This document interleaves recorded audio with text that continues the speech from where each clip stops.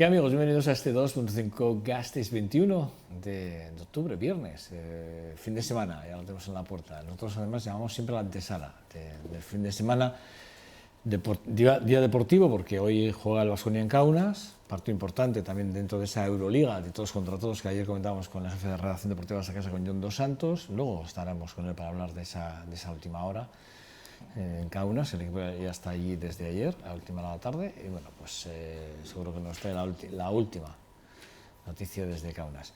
Bueno, hay más, evidentemente, mucho más deporte. También juega el Deportivo Alavés, ese derbi de la Real Sociedad Deportivo Alavés, que juega en el Noeta este fin de semana, también ese derbi interesante. Tema de las entradas, ya saben, siempre estamos ahí con el por qué no más entradas al Deportivo Alavés cuando probablemente más aficionados hubiesen trasladado. Se van a trasladar, porque me consta, ayer decía Jon Dos Santos que ya hay muchos aficionados que se están acercando a las taquillas de Anoeta para comprar entradas. O sea, hay que decir que bueno, va a haber una representación, seguro, buena representación alavesa ahí en el campo de Anoeta. Bueno, pero eso será prácticamente la recta final de este 2.5 Gasteiz, antesala del fin de semana. Bueno, les decíamos ayer anunciamos que hoy iba a estar con nosotros en la entrevista del día, iba a estar Jorge Hinojal, que es el portavoz, el Ayuntamiento de Vitoria-Gasteiz por la formación de Podemos, al cual saludamos. Bueno, buenos días, ¿qué tal? Buenos días. ¿Todo bien, Jorge? Todo bien. Tenía yo ganas, porque la verdad es que, os digo a todos lo mismo, pero la verdad es que hemos ido posponiendo al final vuestro paso por este plató para hacer un poco balance de lo que ha sido el año, este primer año de la legislatura, de Gorka Urtaran frente al Ayuntamiento, los distintos acuerdos, la transversalidad, la diversidad, que ha sido muy importante, evidentemente, para intentar, bueno, darle un giro, ¿no?, al Ayuntamiento de Vitoria-Gasteiz. Pero bueno, ahora hay que volver a las riendas, ¿no? Hay que volver otra vez al presupuesto, que también hablaremos de ello, pero por empezar por algo más importante. ¿Qué ha pasado con Podemos del 25 de junio al 25 de septiembre? Es decir, se gana, prácticamente se arrasa en el País Vasco y de repente llegan las autonómicas. Sí que es verdad que ya sabemos que siempre se vota de forma diferente, pero tanta diferencia. ¿Se ha hecho un análisis en este sentido desde la formación? Hombre, yo creo que el resultado obtenido en las elecciones autonómicas no es el que esperábamos ni nosotros ni nadie, es algo más bajo del que esperábamos. Yo suelo decir que al final en esto el orden sí que altera el resultado, porque si este mismo resultado lo hubiéramos tenido antes de las elecciones generales, hablaríamos de éxito rotundo. Creo que 11 parlamentarios, una fuerza absolutamente nueva, es un buen resultado. Es la primera vez que una fuerza entra con tanta representación en Parlamento Vasco. ¿Qué es lo que ha pasado? Que al final no sabíamos cómo íbamos a encajar en estas elecciones, siempre lo decíamos. Además, tú me has oído hablar varias veces de que no me creo en ninguna de las elecciones, ningún tipo de sondeo, no porque creamos que el trabajo está mal hecho, sino porque hasta el día de hoy no teníamos con qué comparar, lo que llaman los expertos el recuerdo de voto, lo que hablan los sociólogos. A día de hoy ya tenemos una foto mucho más clara y desde aquí tenemos que empezar a trabajar. Pero vamos, yo creo que simplemente es un tema de expectativa creada y lo que hemos tenido que hacer este mes que llevamos, mes y algo, es gestionar correctamente esa expectativa que, bueno, pues no ha sido el resultado no ha sido tan bueno como todo el mundo esperaba, pero no es malo en absoluto. Puede ser, digo, por buscar, y entiendo que encima de la mesa seguro a la hora de analizar los distintos aspectos que se suelen generalizar, ¿no?, con respecto a los datos, no extrapolar unas elecciones con otras. El hecho de que el candidato fuera elegido muy tarde, prácticamente después de una decisión de Bjurrun, de la jueza Bjurrun, de decir que no, puede ser que haya afectado, sí o no, a que el electorado, bueno, junto a lo que está pasando en Madrid y la falta de gobierno, evidentemente, y la posición de Podemos en Madrid. Hombre, evidentemente todo influye, todo tiene que ver con que al final alguien decida coger tu papeleta o coger otra para confiar en ti o no.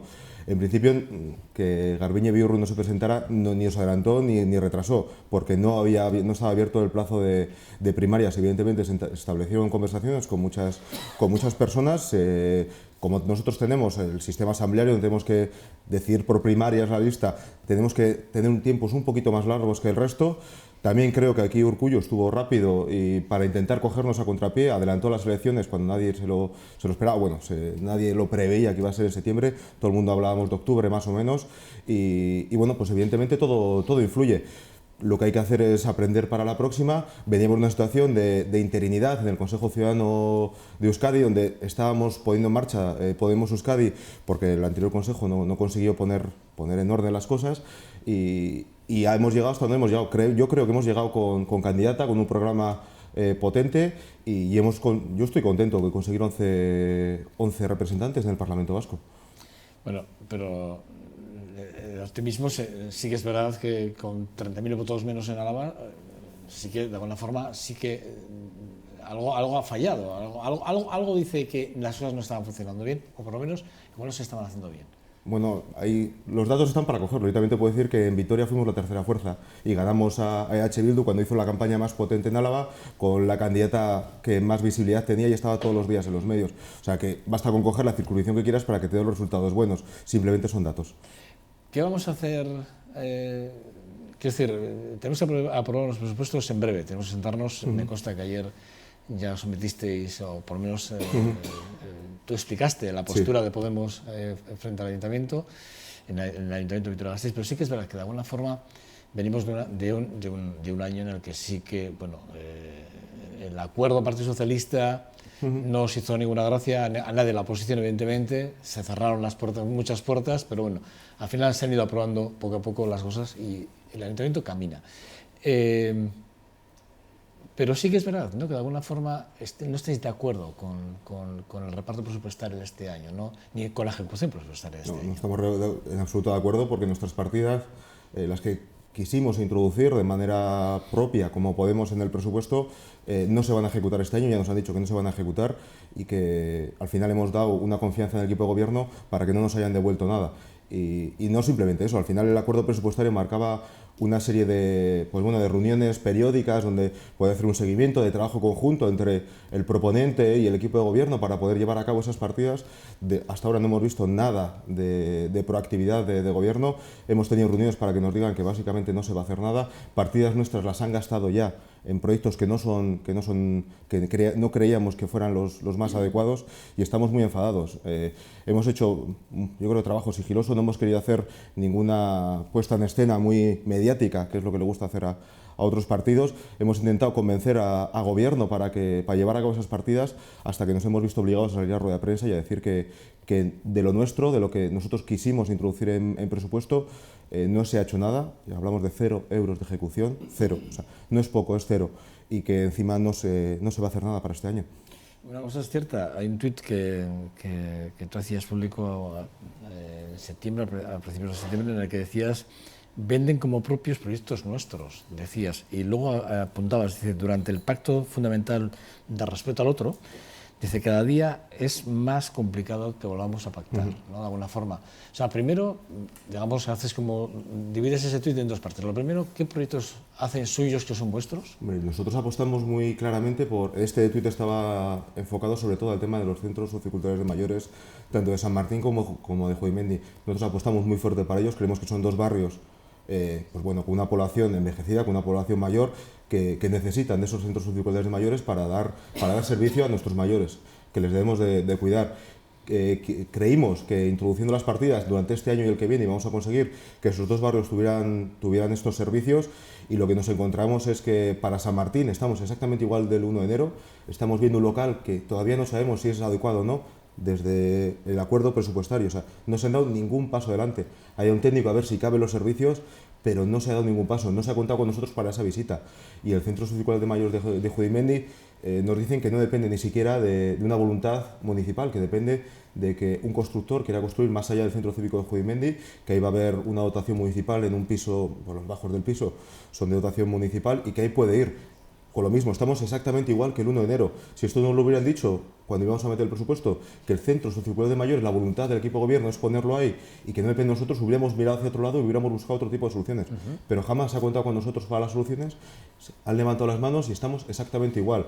Y encima, esos dos Centros Socioculturales de Mayores, esto viene a colación de una comisión donde Pello López de Munain los vendía como parte del equipo de gobierno, cuando nosotros fuimos responsables al introducirlos en presupuesto, porque el Partido Socialista había metido 1 euro para hacerlo este año. Nosotros lo dotamos presupuestariamente, lo dotamos económicamente, y creemos que se tiene que contar con nosotros para poder llevar adelante esos proyectos.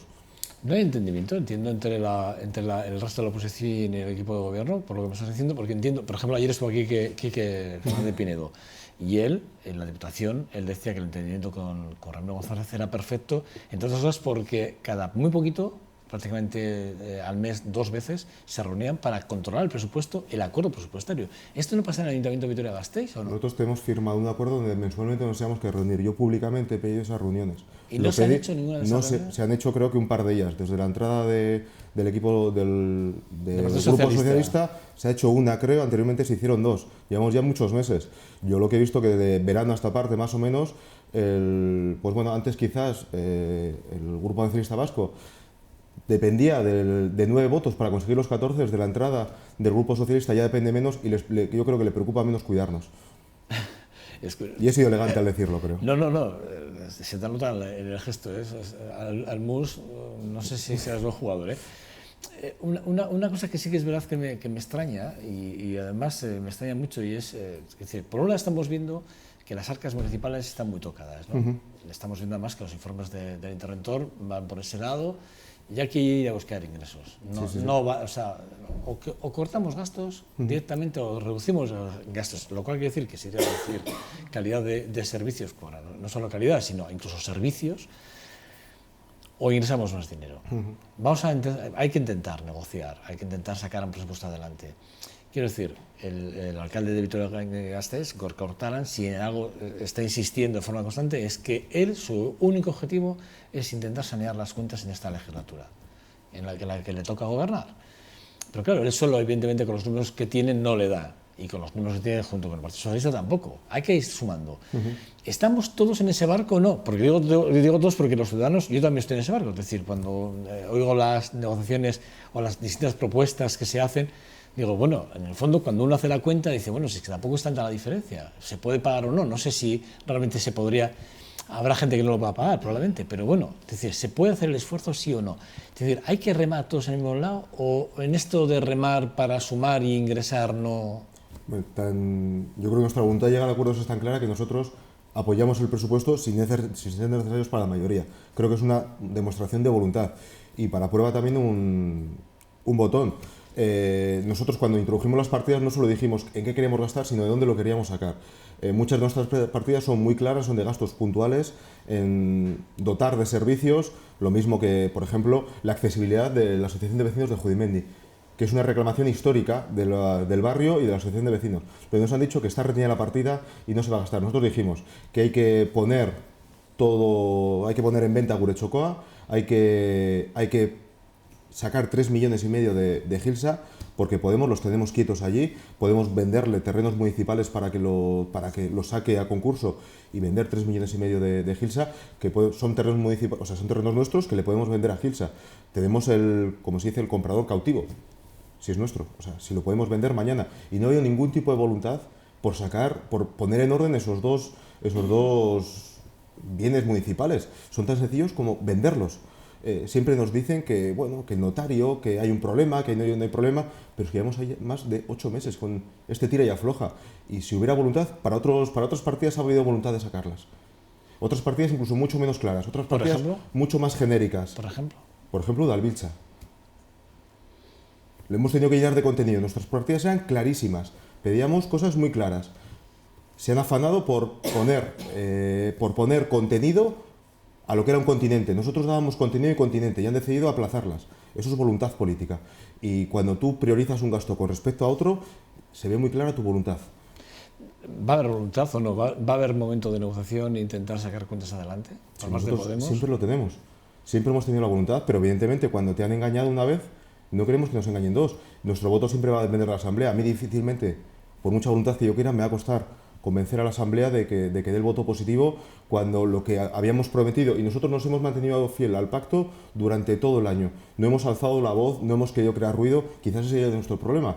Parece que creando ruido consigues más cosas y poniendo, pues bueno, mucha serpentina y mucho fuego artificial, consigues hacer cosas. Parece que con un trabajo sigiloso lo que hacen es dejarte, arrinconarte. Difícilmente mi Asamblea va a poder votar a favor si lo que se habían comprometido a hacer no lo han hecho este año.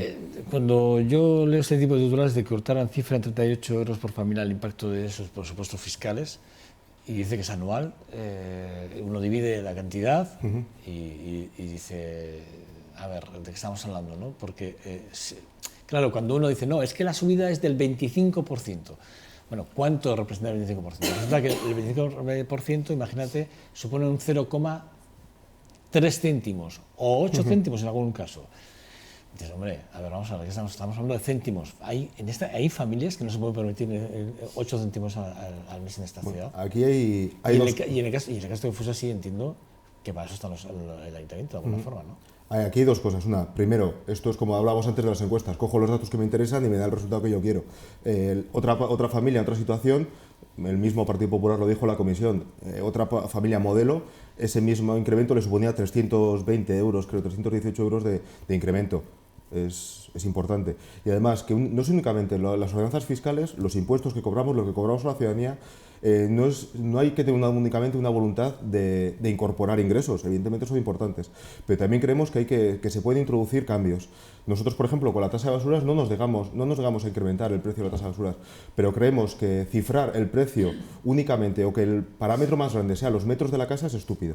Luego hay un pequeño factor de corrección según el número de habitantes de la casa. Creemos que a más habitantes de un hogar, pues más basura puedes generar. Quizás hay que calcularlo el número de habitantes de la ciudad. No es tanto el incremento, sino cómo lo calculas. También no creemos que, y vuelvo al mismo ejemplo, al de la recogida y eliminación de residuos, no creemos que únicamente cobrar da igual que tú recicles, separes muy bien y reduzcas, que yo lo haga muy mal, que los dos, si tenemos una casa similar, vamos a pagar exactamente lo mismo. Creemos que las ordenanzas también nos dan la oportunidad a mejorar hábitos y hacer una Vitoria-Gasteiz más sostenible.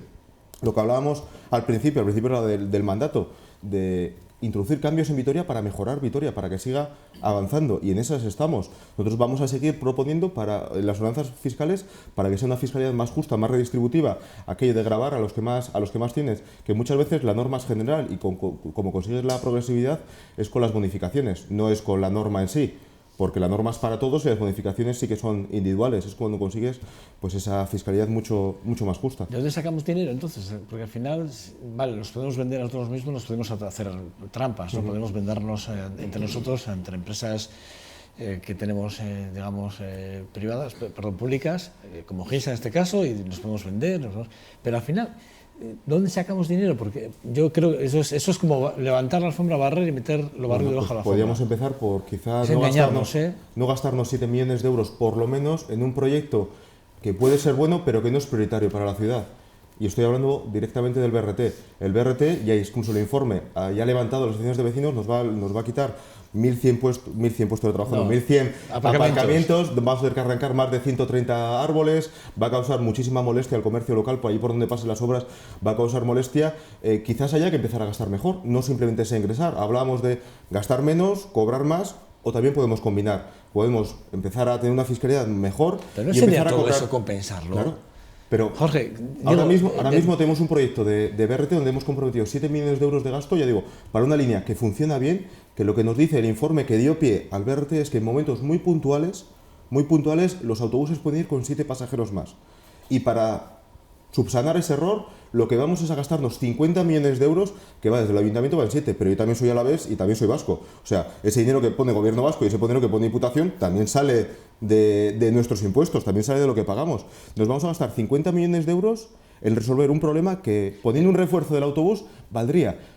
Bueno, ¿por qué? Pero, Jorge, en ese sentido no sería una contradicción, porque claro, también hay que comprar vamos a comprar autobuses, nos hace falta porque también la tenemos caduca. Es decir, tenemos una flota de autobuses que ahora mismo, bueno, el mismo consejo de Tuvisa dice que no se puede salir con esos autobuses a la calle. Bueno, ¿y por qué cuando habla gobierno vasco, cuando habla de movilidad sostenible, por qué habla únicamente de un tipo de movilidad sostenible y es la suya?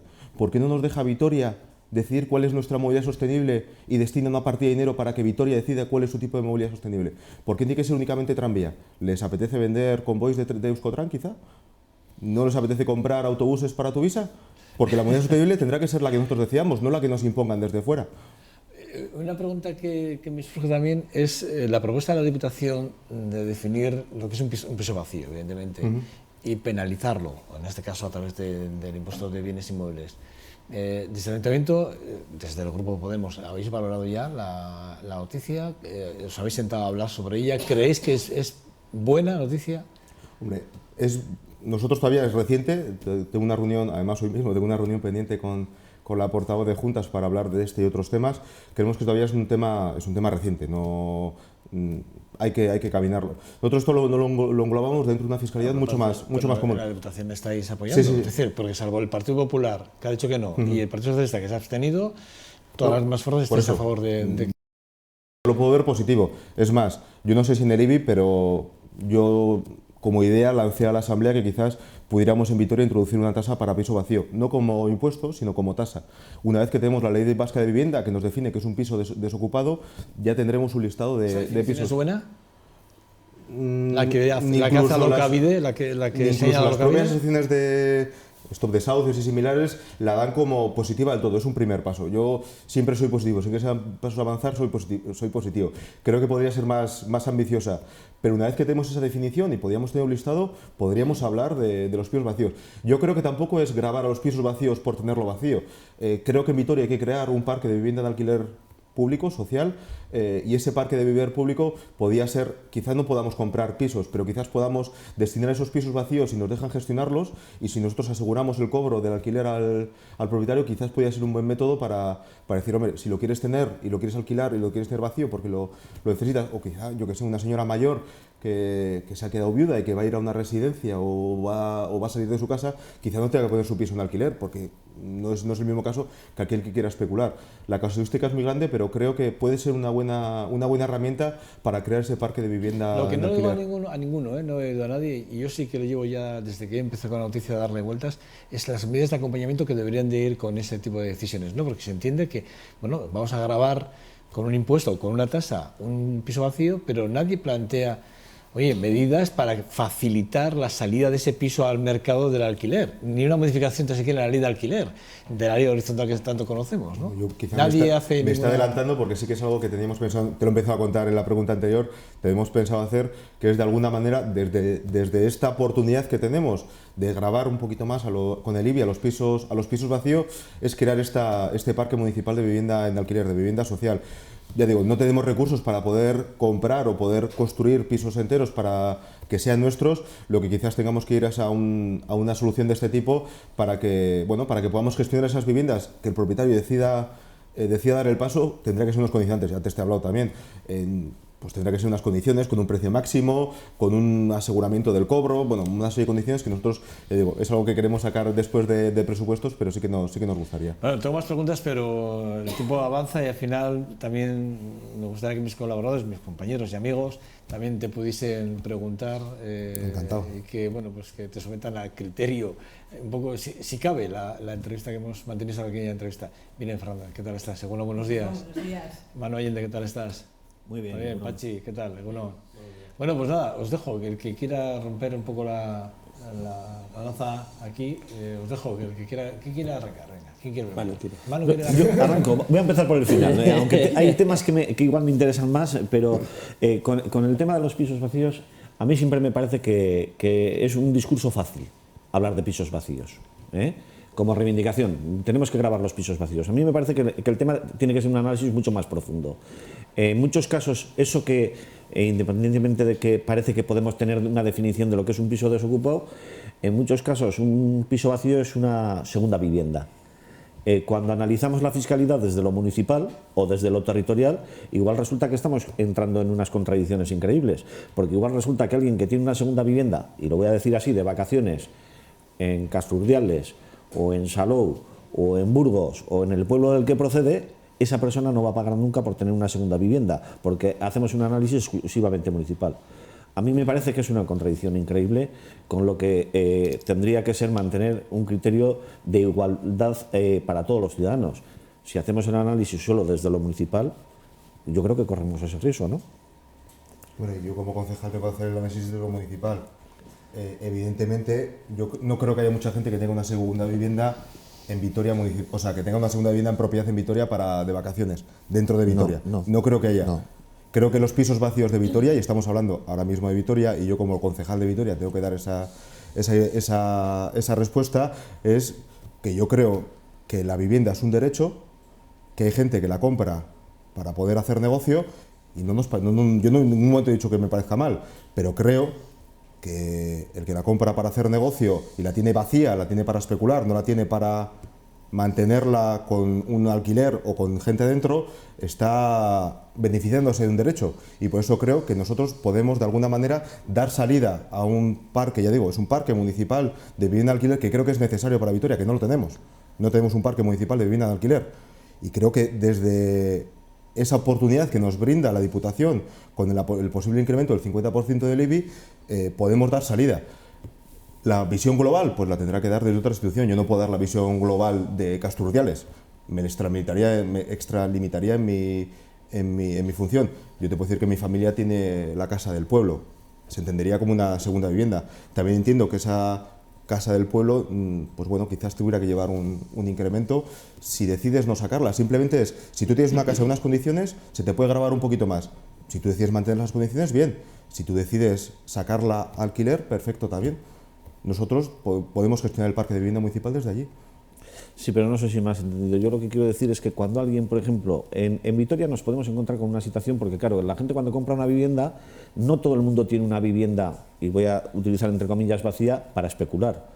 Hay gente que para especular tiene 5 o 6. Sí, sí, sí. Una segunda vivienda en muchos casos es una expectativa frustrada, o gente que está pensando en futuro, en independizarse pero todavía no lo ha hecho, o simplemente gente que procede de un término próximo a Vitoria, pero que tiene en Vitoria pensando en que sus hijos o cuando tiene algún problema o tal. La casuística es muy amplia. La segunda vivienda en Vitoria puede haber mucha gente que simplemente procede del territorio a la vez y que tiene la vivienda en la capital pues porque era casi una necesidad.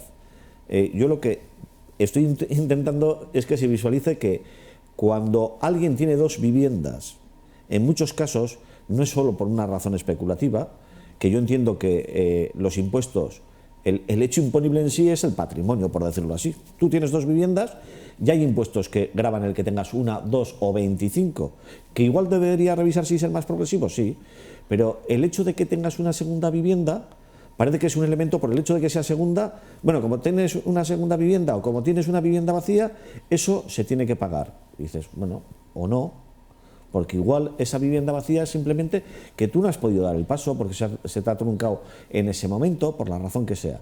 Y lo que de alguna forma me llama la atención es que al final, si alguien tiene una vivienda vacía fuera de nuestro término, no hay ningún problema. Y a mí me parece que si es por especular, también se especula fuera. Y yo entiendo el decir, bueno, si tenemos viviendas vacías en nuestra ciudad, lo bueno es que estuviesen disponibles. Me parece que no, la vía no tiene que ser los impuestos, que la vía tiene que ser igual esa otra que mencionabas, que es la de garantizar que si tú pones disponible una vivienda en alquiler, tienes unas garantías de que no se deteriora, tienes unas garantías de que lo cobras y tienes unas garantías de que si te hace falta recuperas la vivienda. Pero me parece que es más importante esa que la de gravar, porque entonces lo que estamos priorizando es que la gente invierta fuera, porque ese dato nunca lo oímos. ¿Cuánta gente tiene segundas viviendas fuera de nuestra ciudad? Y a mí me parece que es un dato que también es importante a la hora de hablar de viviendas vacías. Yo te pondría otro dato también importante encima de la mesa. ¿Quién tiene las viviendas vacías en Vitoria? Yo digo que no son particulares la inmensa mayoría. O sea, el discurso también es fácil, es verlo solo desde el particular, que no tiene. Yo estoy más, que hay muchísimas más viviendas en Vitoria vacías que son propiedad de los bancos, de las cajas y de las grandes corporaciones. Que las pongan en alquiler, que no las tengan vacías. Estoy convencidísimo que es. Pero es lo que decía yo un poco, ¿no? En ese sentido, y ahora os doy la palabra, pero es lo que decía un poco, es que no oigo a nadie hablar de las leyes de acompañamiento que tengan que ir con una decisión de ese tipo. Y luego un poco lo que decía Manu en ese sentido, ¿no? Hay gente que tiene, por ejemplo, en Cantabria, una casa a fin de semana. Eso es una casa y está ahí vacía, ¿no? O sea, porque empadronado está aquí. Imaginemos que Cantabria opta por el criterio que se opta aquí en Gasteiz, ¿no? o en Araba, ¿no? Y es decir, toda aquella casa que esté vacía, que no esté nada empadronado en esa casa, que se demuestre que no hay un consumo regular de lo que fuere o como fuere, o lo que sea, bueno, pues vamos a penalizarla a través de tasas. Quiero decir, ese es el debate. Quiero decir, ¿qué hacemos? ¿Penalizamos por penalizar? Y luego otra cosa que también acabas de decir, que tampoco no lo comparto porque me parece que además que es más allá de lo que es la mera intención. Es decir, sí, es verdad que los bancos tienen muchos inmuebles, mucho producto tóxico, creo que era, ¿no? y es verdad que ahí están, hay que sacarlos. De hecho, han generado sus propias inmobiliarias internas para sacar ese producto tóxico. Pero es verdad que a los bancos, como a los que dices tú, que no son particulares, que pueden ser otro tipo de empresas también, que no solo bancos, que gestionen varios pisos de alquiler, es verdad que hay que decirles, oye, mira, si tiene 15 pisos, 7, lo que sea, mira, hay una medida de acompañamiento que puede ser una ley de alquiler muy concreta que le ayude además a que se beneficie fiscalmente, porque ayudas fiscales pueden ir acompañando precisamente una decisión de ese tipo, ¿no? Bueno, pues no sé, pues igual hay que jugar con ese tipo de cosas, pero no es fácil y me da la sensación que lo primero que hacemos es, antes de sacamos el titular en la prensa y luego ya veremos lo que pasa, ¿no? Y luego ya hablamos. Es la sensación que me da, ¿eh? Pero si Joseba, se acaba de decir que nadie habla de ello, así que titular en prensa no ha sacado nadie. Bueno, lo habrá sacado igual. Juntas Generales, rápidamente, los 3 grupos que firmaron el acuerdo rápidamente han sacado el documento en redes sociales. Y yo te he dicho O sea, que esto es un tema que queremos ¿eh? trabajar y que vamos a trabajar de aquí a unos meses y lo vamos a sacar. Lo único que te lo he adelantado un poco, ni siquiera te lo estaba diciendo. Es más, creo que he hablado demasiado, porque es un tema, hombre, es un tema que nos gustaría decir, pero sí que te lo he dicho, que es un tema que no queremos sacarlo ahora porque queremos trabajarlo un poquito más. No puedes únicamente, si está vacía, te cobro el 50%, sino es con un objetivo y en unos casos se podrá aplicar y en otros no. Y hay casos muy claros también. No es fácil. ¿Pachi o mire? Vamos a cambiar de tercio. Dos cositas. Primero, recordarte que se ha aprobado en el Consejo de Administración de Tuvisa la compra de una serie de autobuses potente. O sea, El año pasado. No, este año. Digo, Hemos aprobado la compra de autobuses de Tuvisa este año en el perdón, Consejo de Administración. Cuidado, antes de la propuesta de subida actual. Bien. Se ha aprobado en el último Consejo de Administración, o sea que vamos a renovar la flota, o se va a renovar la flota de una manera importante. Y luego, la que digo, cambiando de tercio. Yo te he oído hablar respecto a los presupuestos, el barrio de Salburúa, el barrio de Zabalgana, el barrio de no sé qué, el barrio de no sé cuántos. No te he oído hablar en ningún momento ahora, cuando hablabas de presupuestos, de una zona importantísima que tiene este municipio, como es la zona rural. Podemos conoce las partidas presupuestarias que hay designadas para la zona rural, conoce las necesidades de la zona rural y qué partidas va a proponer Podemos respecto a la zona rural y respecto a las mejoras y las necesidades que hay en la zona rural, porque te has dejado en el tintero la zona rural, has nombrado a todos los barrios, pero te la has dejado. Yo creo que solo nombraba a Jodimendi y a San Martín. Y creo que en Vitoria, ciudad, hay más, y luego estaba encima la zona rural, que es municipio. Es que la zona rural es más grande que la ciudad. Sí.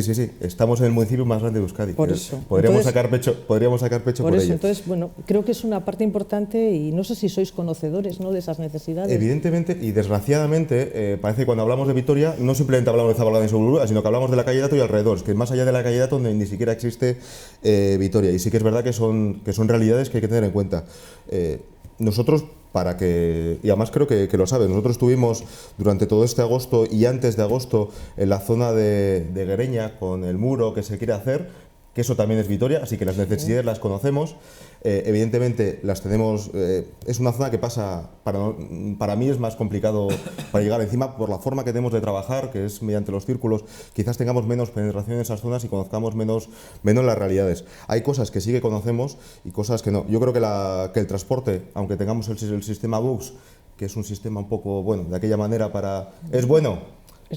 El BUX está dando una respuesta Sí. que se puede mejorar, desde luego, pero está dando una respuesta, además, en este momento interesante a esa demanda y a esa necesidad, porque el transporte en la zona rural es una solución complicada, ¿no? Y en este momento, bueno, hay que tener claro que hasta hace poquito no había absolutamente nada y se ha trabajado de una manera importante, ¿no?, con este tema, pero está dando una respuesta interesante. No quería criticar el BUX, decía que el BUX, que es la solución que tenemos, que está dando solución, quizás no sea la mejor y tengamos que avanzar en otro tipo de soluciones, y eso pasa por descubrir primero las necesidades de los pueblos, concejos que tenemos alrededor. Está hecho, o sea que... Pero bueno, yo creo que hay que avanzar. Evidentemente, yo creo que los pueblos que tenemos alrededor, que también son municipio de Vitoria, el tema de equipamientos no están del todo desarrollados, creo que necesitan algún equipamiento más, equipamientos del tema municipal. Sí que es verdad que la zona rural pasa desapercibida incluso en el propio debate municipal.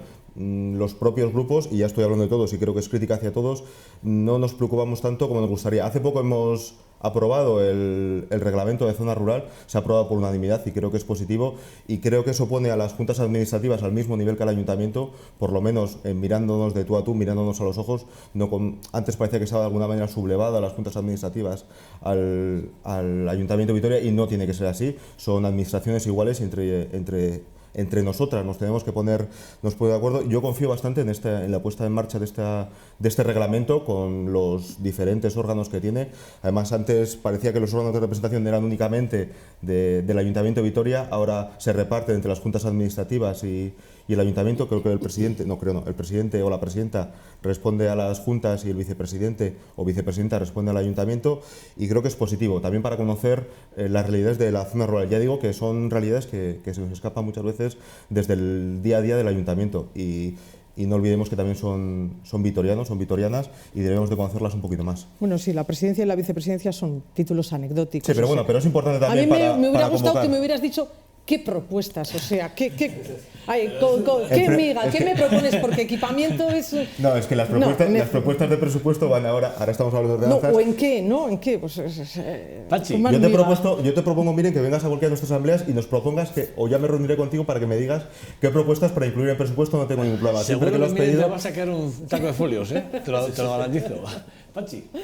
Hola, buenas. ¿Qué tal, Pachi? Bueno, pues me gustaría saber un poco cómo puede evolucionar vuestra actitud un poco frente al Partido Popular después de la marcha de Javier Maroto, que era un poco la persona por la cual juntasteis todas las fuerzas a la hora de que no accediera a la alcaldía del ayuntamiento, y la incorporación un poco como líder en el grupo del Partido Popular de Leticia Comerón.